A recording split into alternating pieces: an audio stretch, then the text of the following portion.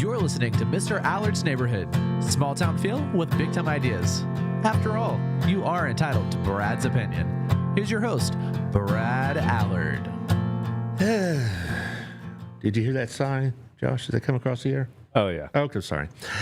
Another great week in store for Mr. Allard's Neighborhood. Today I'm going to tackle this big, beautiful bill and try to explain it so even I can understand it. It's going to be kind of tough, but whatever. We're going to talk about some of the aspects of it. And a lot of it, of course, is being, as always with politics and news, it's being, one side is highlighting the negatives and the other side is highlighting the positives. And is the truth in the middle somewhere? Well, it really depends on how you view the necessity and importance of certain types of programs the government has pursued, such as support for, the less economically advantaged and things like that. And there's some climate-related issues that have gotten people very worked up and whatnot. So actually, we're going to look through it. Now, I should say from the very outset, this bill that was passed last week by one vote, 215 to 214, with it's one Republican abstained, one Republican fell asleep, and they didn't get there in time to vote because this vote was taken at 7 a.m. D.C. time last week. And another one just missed the vote entirely, but it passed by one vote, and it goes to the Senate. And the Senate has already said a lot of the aspects of it are non-starters. And now I'm talking about Republican senators. Some of the Republican senators are taking issue with it. 4 have said it doesn't cut spending enough. 3 that I've seen quoted say it's cutting money in the wrong places. It would hurt their states, and so all this other stuff. My guess is it's very unlikely that the bill that the House passed last week is going to survive in its current form because it just doesn't have enough votes to overcome some of these objections. And so I'll be talking about that at various times. Also, some of the things in particular about Medicaid and food stamps, we need to focus on more directly, and I'll do that towards the end of the show after I kind of go through some of the other aspects of the bill, but I'm going to focus a lot on the Medicaid aspects because that has been the one that I've seen in the media getting the most attention and the most umbrage and outrage by the left, and I think there's potential there to be pretty devastating to a lot of people, to be frank, the way it's set up. All right, now, it's not as if what's going to happen on Medicaid is it's going to throw a lot of people off, but what's going to happen is it's going to make it tougher for states that want to have higher levels of Medicaid services, and that's going to be basically my point. But before we jump into all that, I'll give the usual disclaimer when I do these type of shows. These are my opinions, and these are my views and my analysis of it. These don't necessarily reflect the sponsors, but they do appreciate the fact that we could have this kind of discussion on the air, so to speak. I hope y'all tune in, I guess, and also make comments and whatnot. But I just want to thank the sponsors for making these kind of shows possible because we need to have these kind of dialogues out there. So thank you to Otto at our place. It's great as always. Our place is like standard. I mean, all breakfast joints and lunch joints probably measure themselves against our place, as they should. The food's great. The service is great. It's a very good atmosphere. It's a very welcoming atmosphere. It's a very diverse crowd, which tells me that everybody's welcome there, and that's a great thing. I once mentioned that to Otto, and he didn't even notice it, which I guess is good to his credit. But it's a great place. And also Gina's Pizza, which is now open on Mondays, which is a great thing because so many things are closed on Mondays. Is this way in Fort Worth, Josh? Everything closed on Mondays? Yeah, it depends on where you go. It drives me nuts a little bit. I mean, why is everything closed? But it's... Well, they need a weekend sometime. No, they don't. Okay. They don't need, what are you talking about needing a weekend? Also, thank you to Pro Roofing. Now, we got hammered with a lot of rain. I don't think we had hail, at least not in our area, but we got nearly 3 inches yesterday. Did I fret? I did not fret at all because John Williams has inspected my roof, and he tells me it's good to go. So if you want to have him inspect your roof and check out potential damage, or if there is no damage, he'll tell you, call him at 817-734-2756. That's pretty big deal because roof damage is becoming more and more difficult to cover with insurance. It's becoming more and more of a hassle, to be frank, and a lot of people are having to deal with these insurance companies, and it's really a bummer. But he always will help you with that, and he'll tell you the truth about your situation, so he won't be having to worry about, are you getting, the old flim flam here or whatever you want to call it. Also, thank you to our friend Jeff Kelly, just back from vacation. I don't know how the real estate world survived. He's with the Weddington Agency. He's doing really well. There's a lot of this bill I'm talking about is going to affect interest rates and are affected by the interest rates. And so if you're kind of wondering whether or not it's a good time to buy, first of all, he'll tell you, buy now, refinance later kind of thing. And I hear that from every real estate agent I know, plus my friends over at Camco. So they'll tell you this. But if you want to get it from an expert, not just some slob like me, 817-781-0546, or email him at jeff@jeffkellyrealty.com. He sells all over the Burleson area. I guess, what do you call this here? The Johnson County Metroplex? I don't know what you call it, but, it doesn't matter. So give Jeff a call if you're looking to move in and around this area. Also, my friend Michelle Humphrey at Hotworks. It's a good time this summer to work out in a good atmosphere, because it's going to get really hot. It's going to get really humid. And even though, you go out to an infrared system, you think you're going to be working in a heated environment. It's a different type of heat, and it's not nearly as stressful on your body as working out outside or in a poorly ventilated area or something like that. The infrared system is designed to lessen the impact on your joints and muscles and whatnot. And if you don't really know what kind of workout you want, she'll tell you about that. So if you don't have to be an expert in all these things, you like Pilates, you got it. You want rowing, you want the elliptical, you want, all these other various aspects. Like I said, she has 11 different options for you.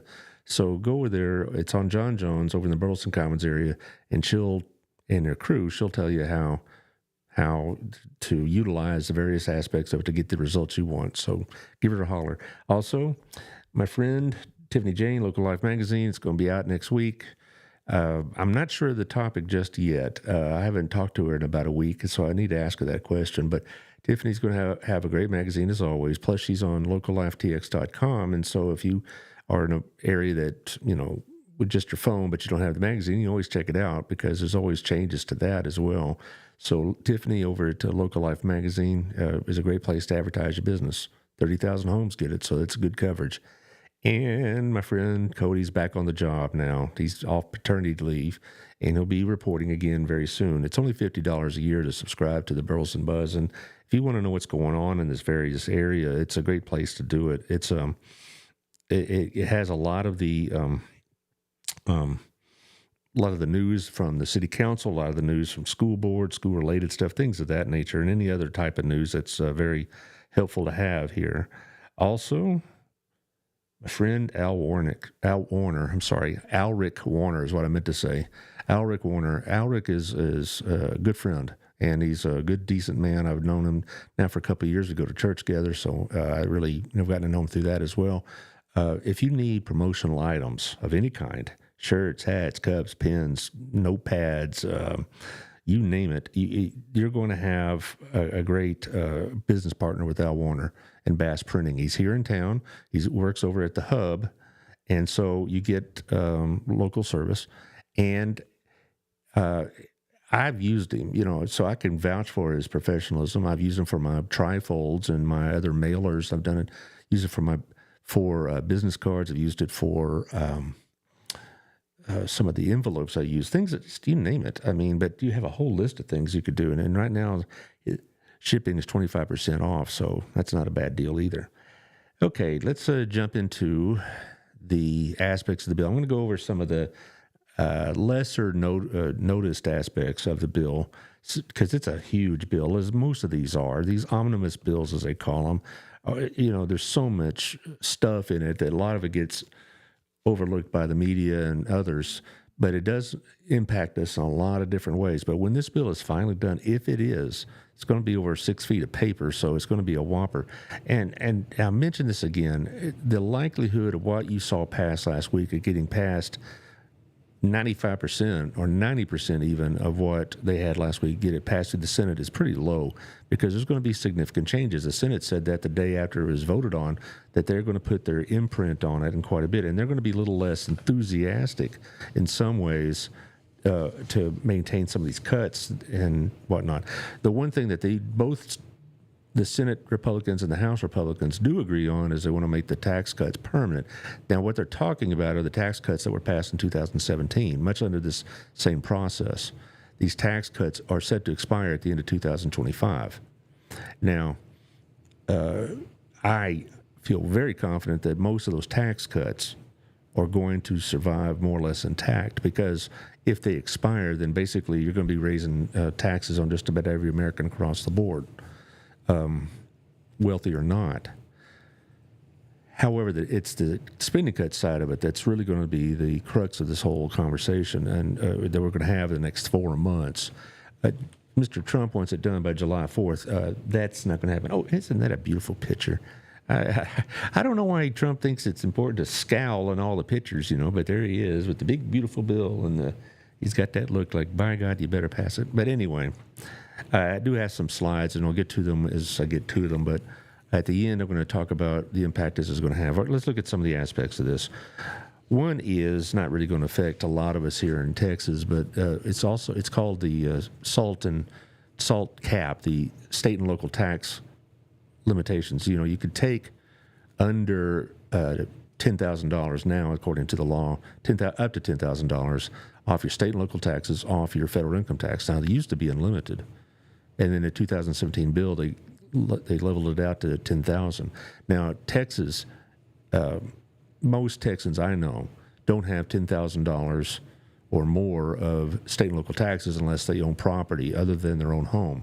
If they have acreage or things like that, then it's another conversation.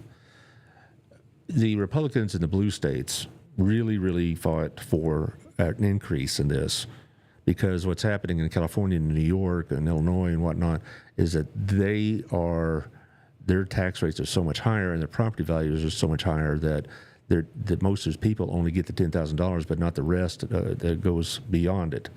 And they wanted to be able to take all of it, and that didn't happen. So what this does will raise the limitation of the state and local tax deduction to $40,000.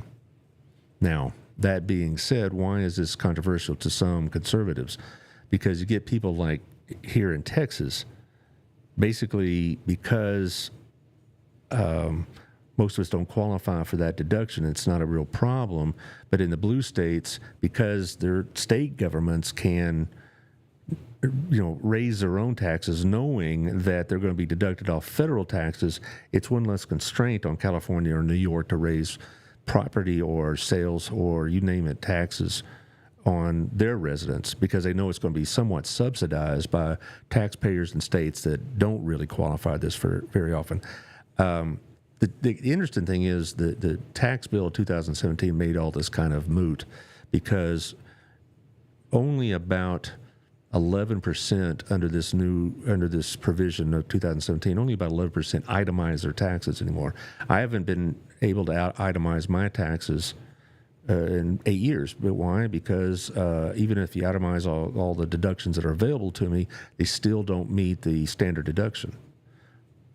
The standard deduction has been raised at that bill so high that really only about 10 to 11% actually qualify to itemize their deductions under the tax code. What this would do, though, is it would make it more likely that under the current tax code that they could meet or exceed the standard deduction. So a lot of Republicans are not real crazy about the increase in SALT, as they say, but they'll probably vote for it just for its own sake, to keep the bill moving forward, as they said. Also, no tax on tips. That was a campaign promise. Now, there is limitations up to $25,000. I do not know of many wait staff that make up to $25,000 in tips. Josh, you get tips at your other job? I do, yeah. Nowhere close to $25,000. You don't get $25,000, but to be tax-free now, because I know, no doubt you report every dime of it. Oh, yeah. Oh, yeah, okay, give me a break. But the no tax on tips was something that Trump had promised, because he had a conversation with a waitress in Nevada at a casino during the campaign, and so why not? No tax on tips. I have no idea what this will do or for restaurants. Will they still be required to pay the standard rates of labor or whatever else, even with this new provision? I have no idea But as far as no tax on tips, I think that'll probably survive because really the reality is not every tip is reported. And so it's not going to be a real fiscal impact, I don't think. But there you go. I'm just guessing. Second of all, no tax on overtime. Now, I thought that was interesting. Now, most businesses I know try to avoid overtime like the plague because of the extra expense. I don't know how this will affect it, but basically now under this new bill, if you work overtime, that money you make during those overtime hours would be tax exempt. Now, I do know a couple of groups of people that would probably really benefit from this. These would be cops that work overtime.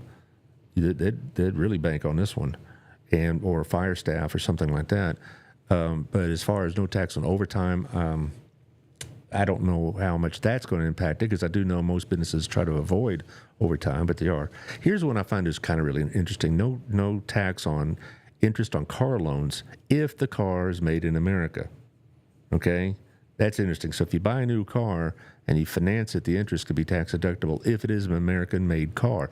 I don't know if if it's a Toyota made in San Antonio, that would probably survive this, I'm sure, this interpretation. But we're talking about cars that are imported would not be eligible for this interest deduction. So that'd be pretty interesting to see what it does to American automakers. Because, again, a lot of the cars that are made, that are supposedly American-made cars, are made in Mexico and Canada. And they would not, according to my reading of this, be eligible for this interest deduction. Cars made in Michigan or Tennessee or down at, like I mentioned, San Antonio would be. So it's a way to get you to buy American. Also, a bonus deduction for seniors. This bill would raise the standard deduction for a married couple to $32,000, which is about roughly about $3,500 more than it is now.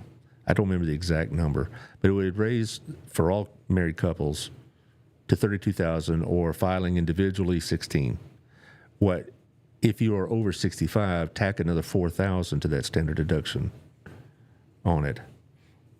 And so that would mean probably even more people wouldn't be eligible for a lot of what we're talking about here because they won't meet the standard deduction. I mean, if your standard deduction is $36,000, you're going to have to give to charities and church a lot. You're going to have to buy 2 new cars. You're going to do all this other stuff. But all this other property tax and interest off your loan or interest on your mortgage and things like that, it's going to be even a higher hill to climb. So I don't even know if a lot of what we're talking about here will even meet the standard deduction. But there you go. Also, let's see what else we got here. This one ought to be really interesting for particularly people in the Burleson area. Basically, you have tax credits for homeschooling or private school. Now, this is not exactly what we're talking about down in Austin where you're having vouchers. Right now, if you send your kid to college, regardless if it's private or public, you do get a tax credit. This would extend that to K through 12 plus homeschooling. But here's another one that's really interesting. It would, I'm reading straight from this is the New York Times analysis. By the way, just for a drill, I checked 4 sources for this information: the Times, the Post, the Journal, and the National Review. So I could cover all of it. And there you go. Anyway, I read in here. It would create a 100% tax credit for donations to scholarship granting organizations, with taxpayers fully reimbursed for their donations when they file their taxes. This is not a deduction. This is a credit. So if you give like $100 to an organization based on giving scholarships for private schools or homeschooling, the entire deduction, or rather the entire donation, is going to be credited to you like a child tax credit. That would be phenomenal for a lot of the people I know in this community. Burleson has a fairly substantial number of homeschooling going on. And if they create a 501c or something like that, a nonprofit, for donations, I could see a lot of people donating to that. It would be very interesting. Now, does this apply to post-high school? It doesn't say. I am a member of the Burleson Opportunity Fund, and I don't know if that BOF would be included in this package because our BOF is exclusively directed towards Hill College. But so I think it'll be outside of that. But I'm also wondering, though, let's say you give money to my school, Baylor University, a private university. A lot of that is to tax deductible. I wonder how much of that's going to be tax credited, which are two different things. Okay. Another one that has the environmentalists very upset, and I don't doubt it, and that is they're going to rescind a lot of the money from the, quote, Inflation Reduction Act, which a lot of that was implemented a lot of the Green New Deal priorities. Same thing with the Build Back Better bill that was passed the year prior. This basically would say if your project has not started for wind, solar, or other green-related energies, if it's not has not been started, I mean, with ground broken, et cetera, 60 days after this bill becomes law, if it ever does, then the money is gone. And there's people that really liked it. Chip Roy, I thought that was funny. Chip Roy made, of course, a big noise about not voting for this bill because it didn't cut things enough, so they cut some more things to try to make him happy, and he ended up voting for it. But here, I'm going to quote him here. It says that we are constraining the hell out of wind and solar, which is good.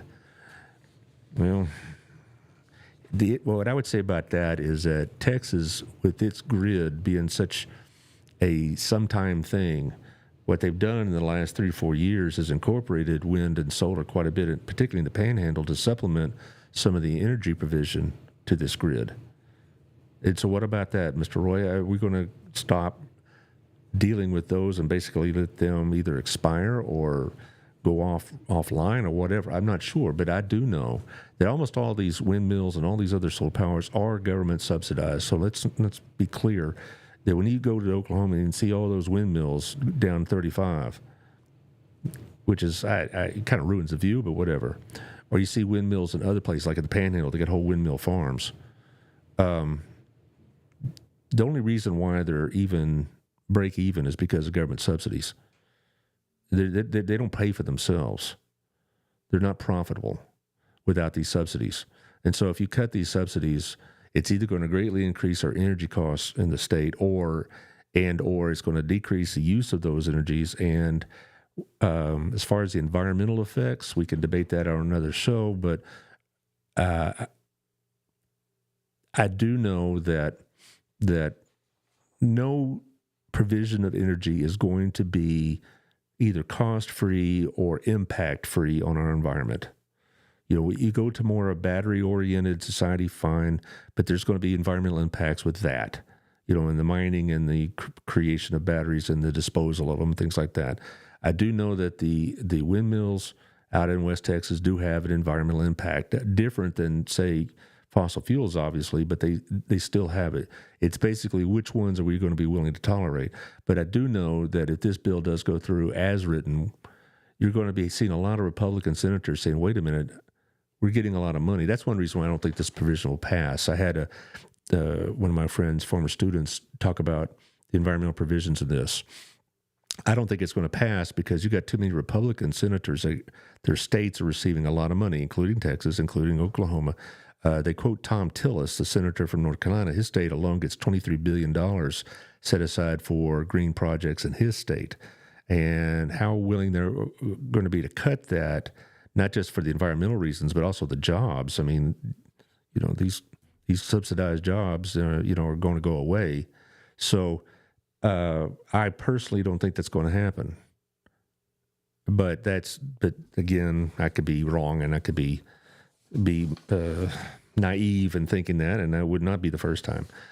Also, they would expand oil and gas production. This has also got the environmentalists very upset because it would greatly increase drilling in the Gulf and drilling in Alaska and things of that nature. Also, it would remove certain work provisions for federal workers, and basically they would be given a choice. They could become at-will employees, but if they don't, they're going to be required to pay more towards their own retirement. So it's going to be costing them money, in effect, if they don't become at-will employees. But if they do become at-will employees, then the protections against being fired will not exist. And so that's going to be a real tough one for some of those. Now, here's the thing. How is all this going to get passed? There's something known as the Byrd Rule. It's named after Robert Byrd, the late senator from West Virginia, that basically allows for a bill like this, since it's dealing with budgetary items, If they do it through certain parliamentary maneuvers, which are very used every year, so it's not some rare thing at all. It would escape the filibuster and the unanimous consent agreement arrangement. Basically, it only had to be passed with a majority vote, not with 60 votes. Now, one of the rules in that reconciliation process, as it's called, is that only things that deal with the budget or the expenditures or taxes and whatnot can be included in that reconciliation bill. In other words, you can't slip in policy. You can't slip in, changes in certain policies without be part of that reconciliation bill. And there's a couple of things in it I think the Senate parliamentarian is going to cut. One is what I just mentioned, and this may be cut, this one about worker protections. Another one is that there's a provision in this bill that would exempt Trump executives or Trump administrative officials. Okay, I don't mean private executives, I mean people working for Trump in the executive branch. They would be exempt from any kind of legal blowback for violating or ignoring judicial injunctions. So basically that, let's say, Pete Hegseth says, I don't care what the court says, he's going to do what he's going to do. This bill would protect him from being arrested for obstruction of justice or violating a court injunction, things of that nature. What do you think about that, Josh? Basically, you do what you want, and you want to be able to be held liable. Mm-mm. You don't like it? No. Okay. Now, I don't think it's going to make it through the Byrd process. I hope it doesn't, because I think it's a dumb bill. Because, basically, if you're going to exempt from liability everybody that works for Donald Trump, you're going to be exempting from liability everybody who works for President Ocasio-Cortez or whatever, in the next administration. What these Republicans don't seem to think is that, they're not going to be in the White House forever. And so if you create a class that exempts executives or members of the executive branch from the liability issues when you defy a court order, the people that claim that Trump is trying to be a king have just one more piece of evidence in that argument. And I do not support this whatsoever. I don't like some of these injunctions at all. I have real reservations about the way one court in Hawaii can issue a nationwide injunction. And the Republicans, of course, are grinding their teeth and pulling their hair out, but that's exactly what they did to prevent Biden from excusing school loans. So when they're we're not in power, it's useful. We're not, it's, when they're in power, it's obstruction and difficult and undemocratic and all this other business. That's another conversation for another time, too, because I do want to get through the rest of the material, but I very much oppose this part of the bill because we do not need to create a situation where government officials are exempt from judicial decisions. That's the people who claim this is a fascist maneuver. I can't help but agree with it because rule of law would be basically set aside for many of these people. There, I've said that. Okay. Also, here's another one that might help some local folks.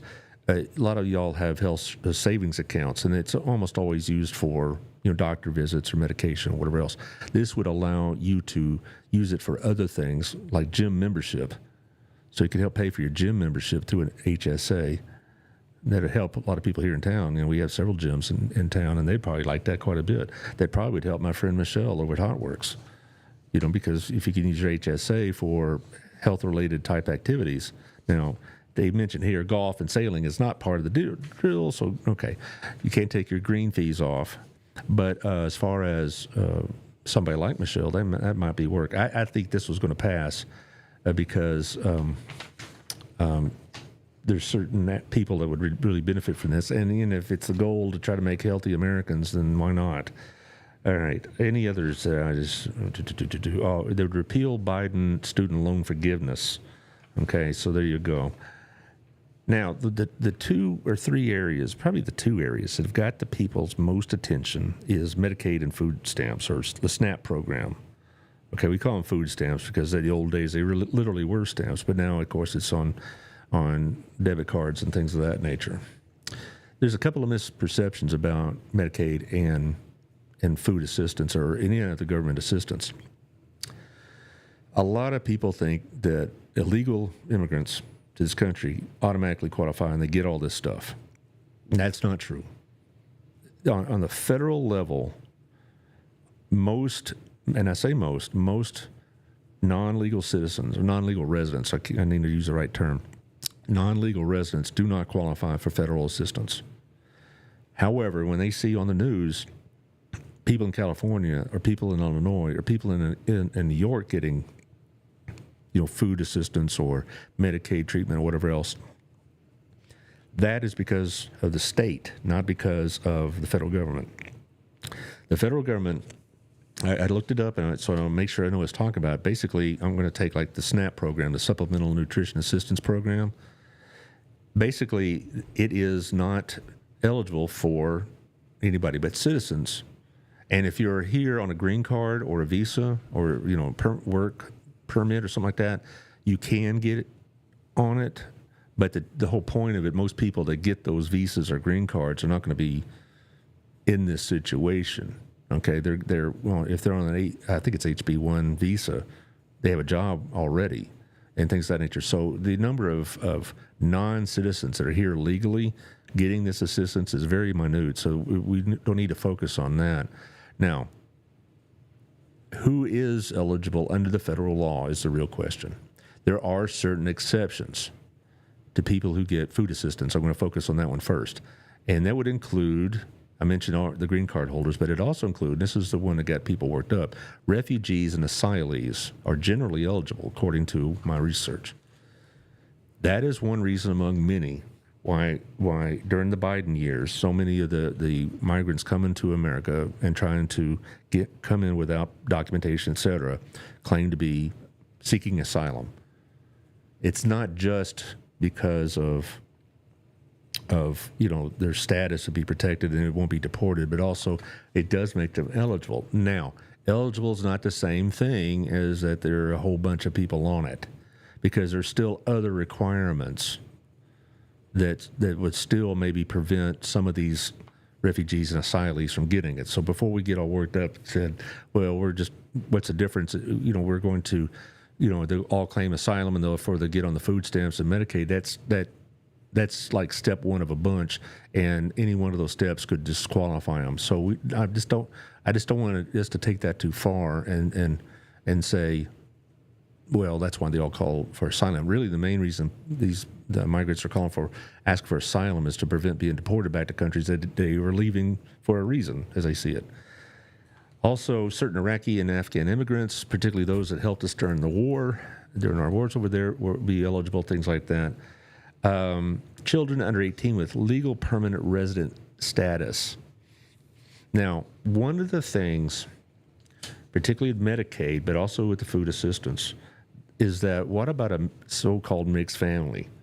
You have a child that's an American citizen, but the parents here are not legally here. Generally speaking, under this current program right now, that family be eligible for food assistance. Okay, under the provisions, they would only be greatly reduced at best if they even remained on it. Okay, so my point is this: let's say you have a family here that migrated to America illegally, and the child was born here in the United States.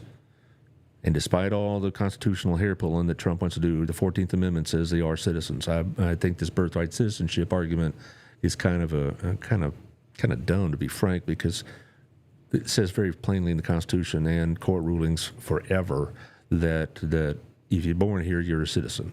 So what about that case again? A child's born in a hospital in San Antonio to parents that aren't here legally. That child's a citizen. That child would be eligible for the things we're talking about here. What about her parents or his parents? Generally speaking, they'd be eligible for the food stamp program.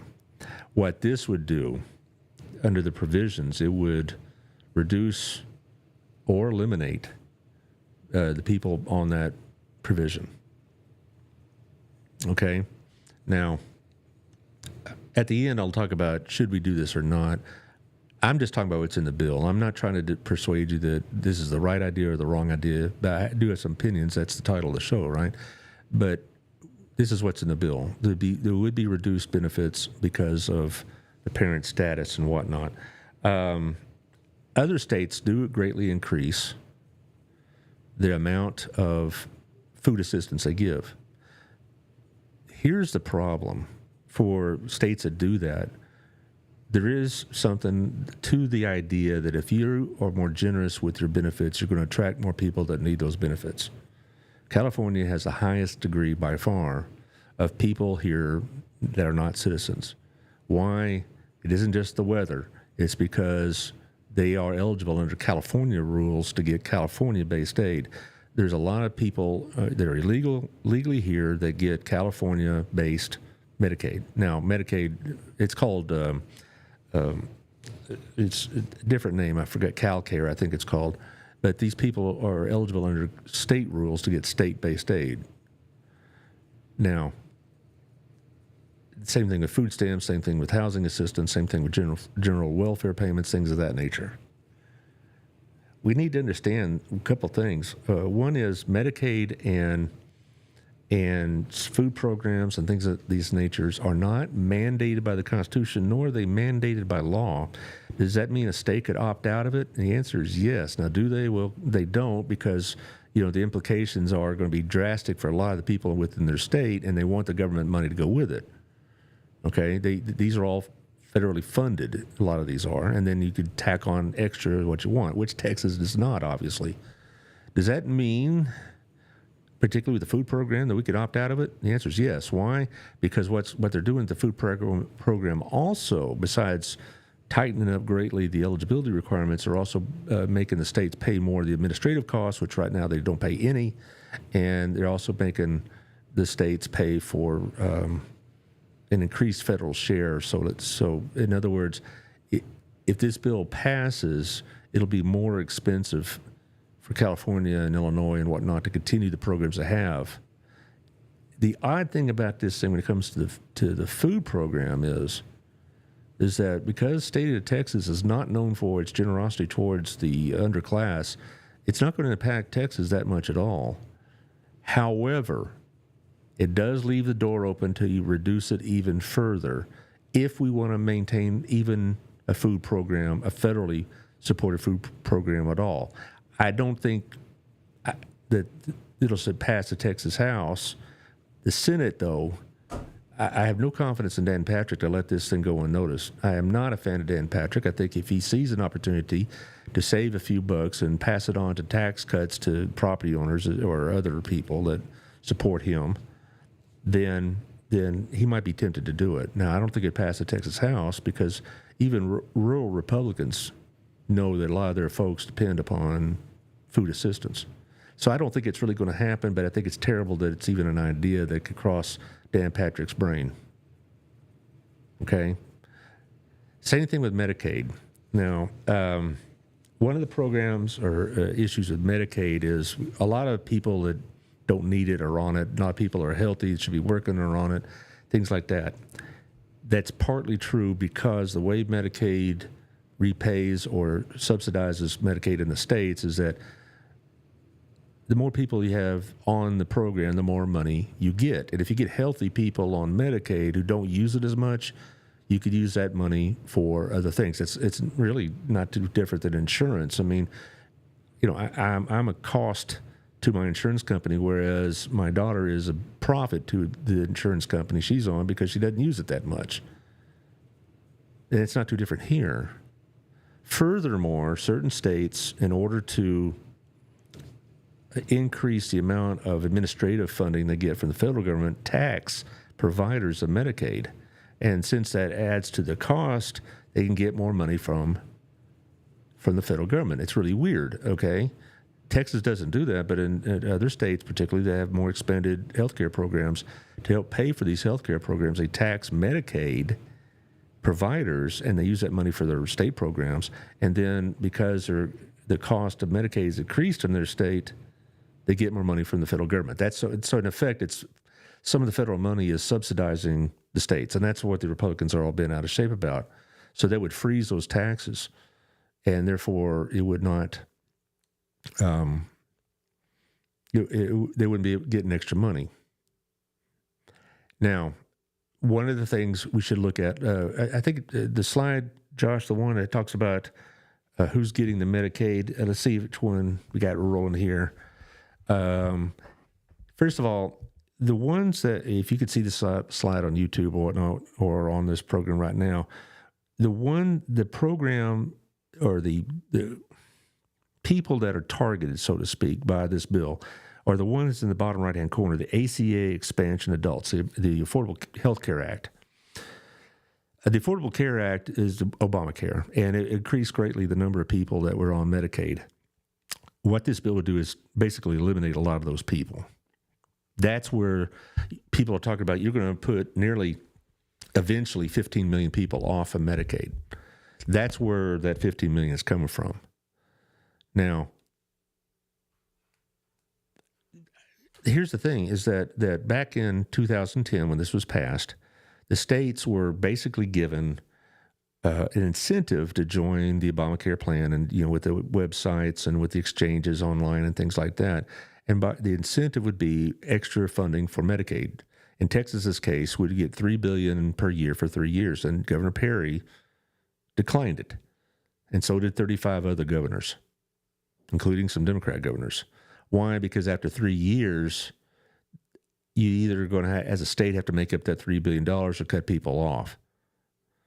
The states that did use that money, like California, like Illinois, like New Jersey, they added greatly to their numbers. What this would do, this is where the cuts are going to come from, is primarily from those states. The odd thing about this Medicaid bill is it changes the funding formula a little bit. And since Texas is so low in its Medicaid provision, they're actually going to get a small increase in its funding.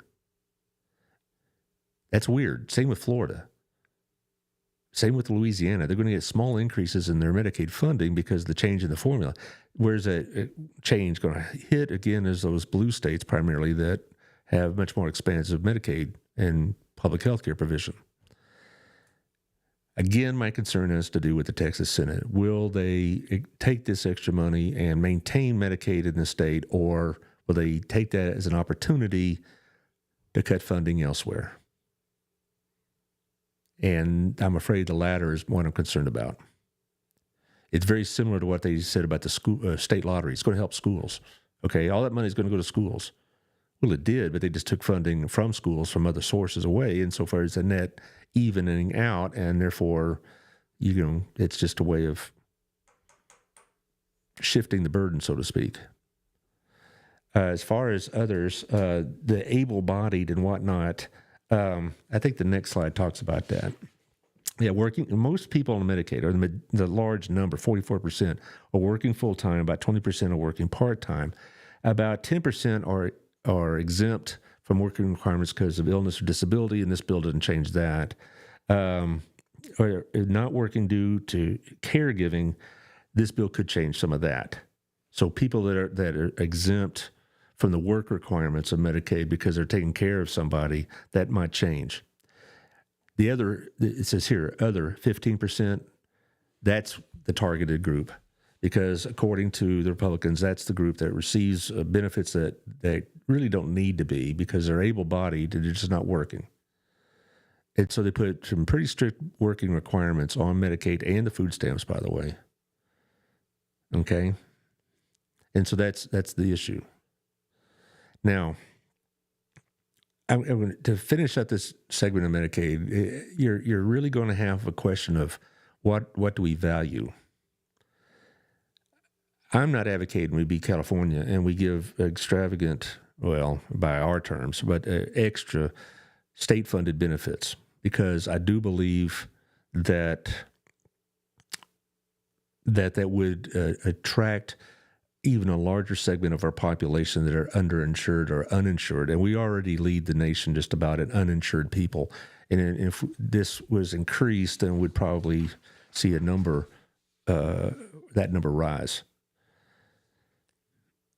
What I'm not in favor of is taking the possibilities that allow us to decrease funding for Medicaid and food stamps in this state. This state already really is a hard state to be poor in because the social services level, by design, is not as high as it is in many other states. And I'm not in favor of making it even more difficult for the underclass, so to speak, to be able to get by in this state. We for example, I'll go back to the food assistance programs. There is an out for us to just drop it all together. That'd be disastrous for a lot of people. Food stamps already, and I've talked to many people about this issue because, as many of y'all know who've been talking about this show for a long time, seen the show, whatnot. You know, I do a lot of stuff with the food pantries and nonprofits. And for some people, the SNAP program is just it barely covers a week's worth of groceries, if that much, particularly with the inflation and whatnot. So I think the last thing we need to do is make it more difficult. And, some of the Republicans said that the private sector needs to step it up and provide these kind of things and not have it through taxpayer-assisted state programs or federal programs. My opinion is you got people now that are working their hearts out to try to provide food for those who need it, and it's still a struggle. All right? Same thing with Medicaid. Some states still not just add, extra benefits, but they do require emergency care. Texas is one of those. Emergency care is state funded through the state hospitals, the emergency rooms, things like that. But again, I guess I've taught in schools too long and seen too many people that were on Medicaid, particularly my students, children, right? Kids, teenagers, to see this program as either a waste or anything other than a necessity. All right, I have Hill College students who are on Medicaid, or their children were.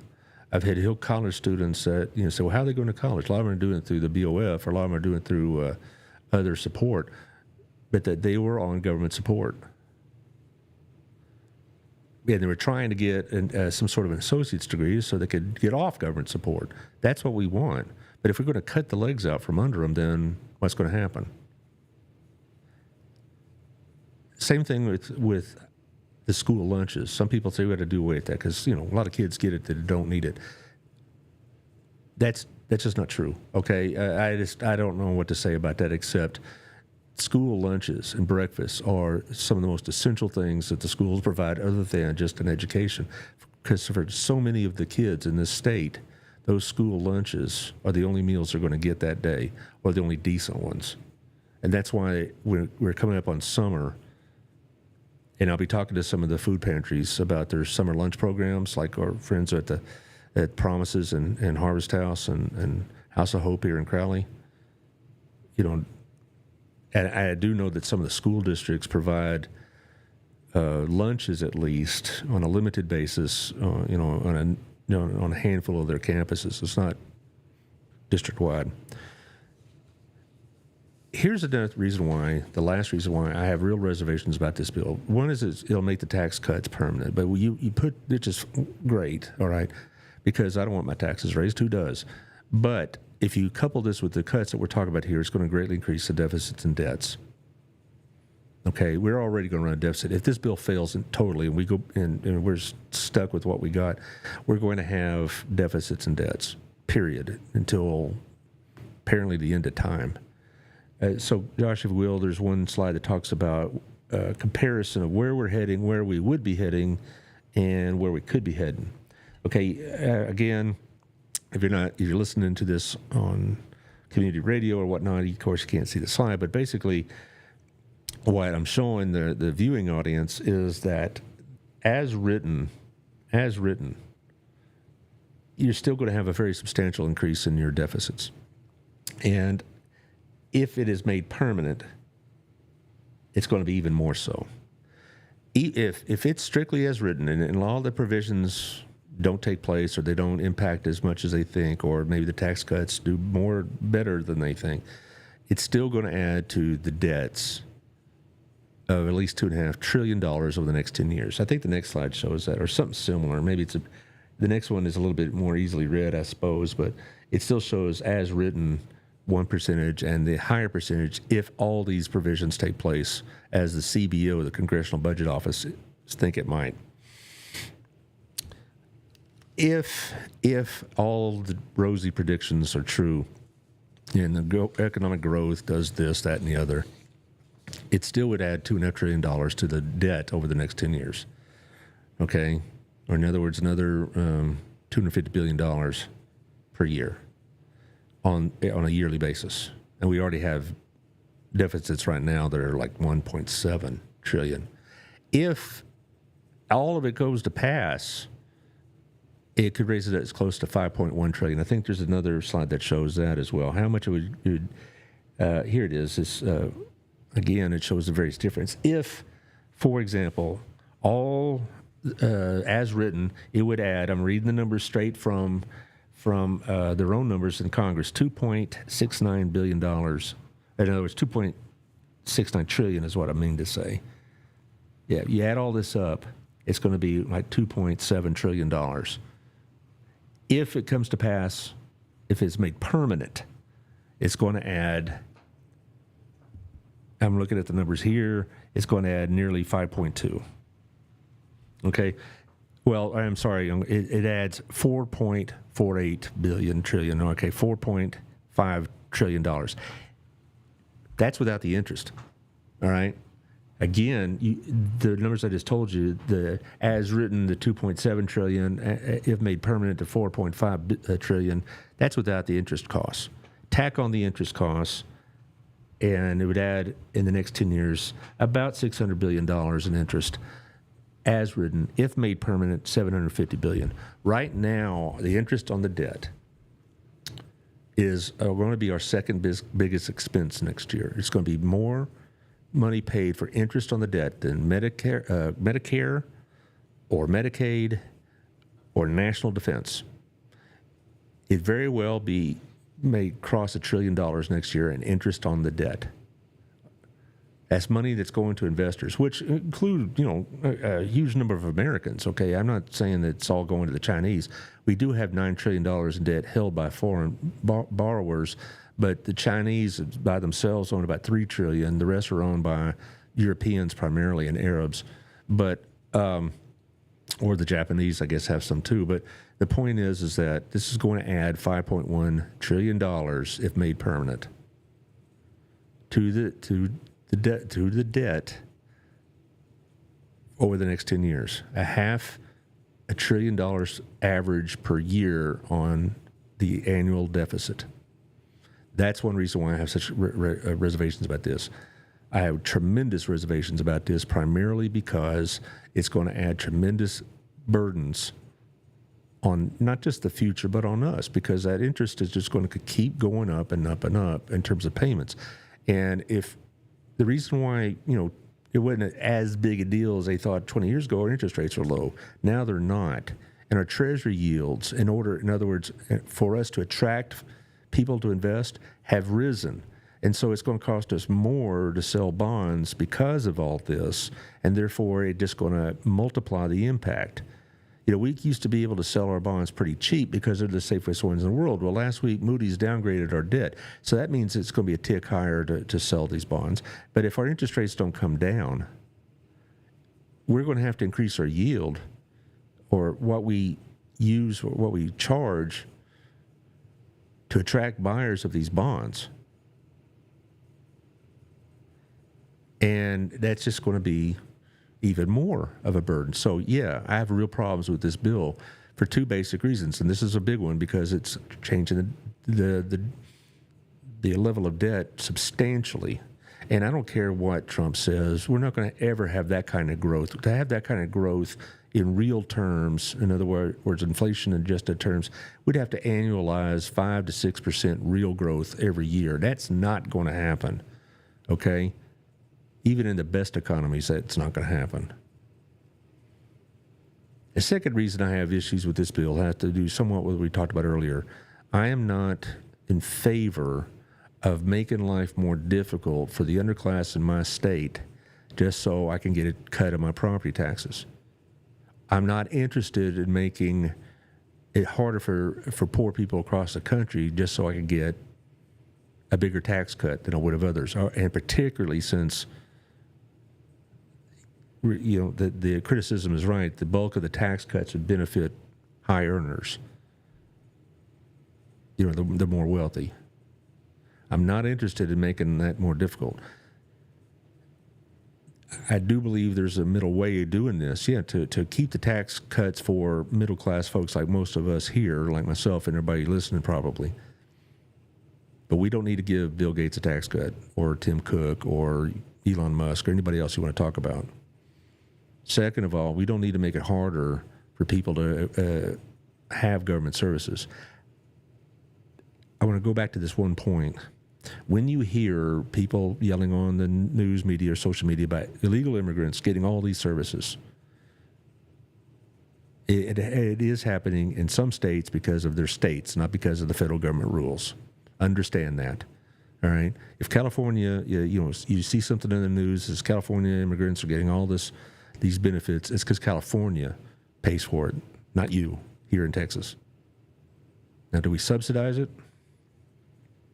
I don't know the math behind that, but the point is, I don't think we do, because we are, again, a state that does not have a high level of services to the underclass. So, to sum all this up, I always say you're entitled to my opinion, but, honestly, you're entitled to your own. But I would investigate this. I would know what's being said, the truth that's being said about this bill. Read about it from various sources, okay? Don't just read the New York Times, or don't just read, a very conservative outlet or whatever, or Fox or whatever. Various sources. One last thing, the hypocrisy on this is just staggering, because when Obama and Biden were president, deficits and debts meant nothing to the Democrats, and now it's all they can talk about. When Trump is president, or when Bush is president, cutting taxes while we were fighting 2 wars, you never heard the Republicans bellyache about the deficits and the debts. So all the hypocrisy is heaped upon hypocrisy by both parties. You didn't hear anybody yelling about the debts on the Democrat Party when they were passing the egregiously named Inflation Reduction Act. And you're not hearing Republicans now holler about the deficits, except for a very small number, like Rand Paul or Ron Johnson or a couple others. There are, to be fair, there are a handful of Republicans that are going to vote against it because they say it adds too much to the debt. But right now, I'm hearing very little other than from Rand Paul. Even the so-called deficit hawks like Chip Roy voted for the bill ultimately. Thursday, I'm going to have Colin Gregory from the Burleson PD here. Tomorrow night, on Wednesday night at 6 o'clock at the Burleson Library, is a very important seminar, I guess. It's going to be from the Department of Homeland Security. It's about human trafficking, which is a problem for this state, absolutely. And it's not a problem that we're exempt from here in Burleson, given our proximity to a major metropolitan area and to a major highway and things of that nature. I've had friends that are involved in this rescue efforts and whatever else, and they say that this is a problem here in Johnson County, in Burleson too. So 6 o'clock to 7:30 at the library, Burleson PD is going to have a member of the Department of Homeland Security come and talk about human trafficking, and then the show will be with Colin on Thursday at 11 o'clock to talk about what was said and what's going on here in our community. You'll be able to hear this show tonight on community radio at 6, and tomorrow again at 1 o'clock.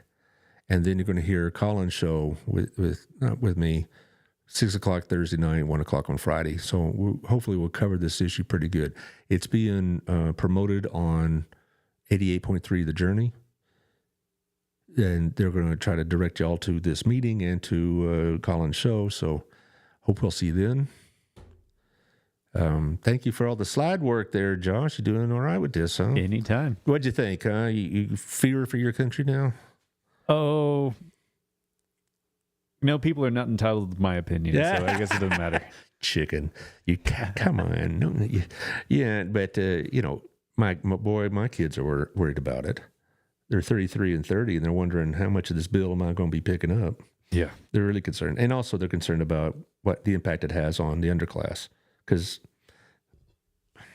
the mark of a compassionate country is not just the government, certainly, but it is an aspect of it, and we need to remember that. I mean, I do think private charity and private donations and private work have an exalted place, but it doesn't mean the government has no place.